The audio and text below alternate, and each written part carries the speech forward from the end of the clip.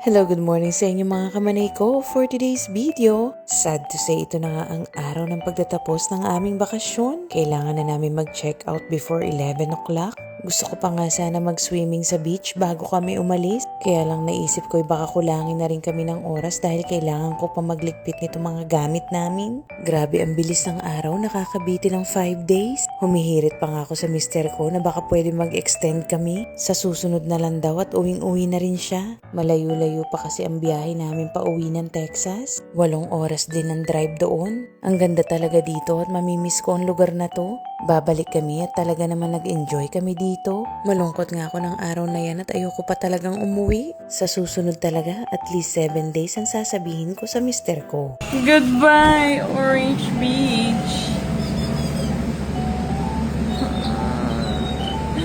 Goodbye, paradise. We are leaving Mga Manay. Kabado, malala, biglang dami ng gamit namin. Mabuti na lang at na-organize ni mister at napagkasya niya lahat. At bago pa magsimula ang mahabang biyahe namin, nag-almusal muna kami dito sa Waffle House dahil hindi na rin kami nakakain doon sa hotel. After 3 hours ng biyahe, ito pala ang unang stopover namin.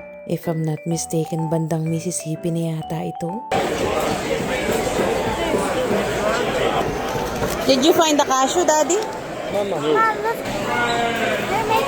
They're making it.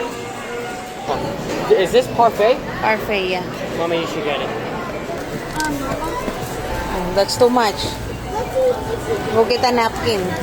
Naku, ito na naman po yung dalawang pasaway. Basta sila magkadikit, mag-aasaran na naman at maya-maya may iiyak na naman.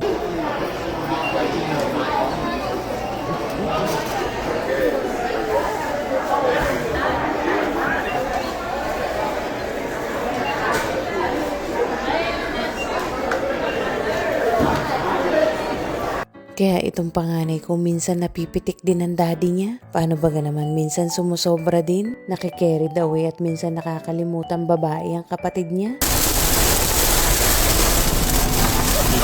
Zero visibility titi.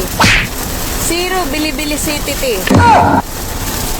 Zero bilibilicity. Huh? Visibility.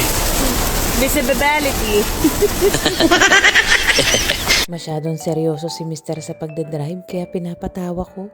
Mukhang effective naman at talagang sinakyan niya rin ang trip ko. Visibility. Tasty. Oh, logo!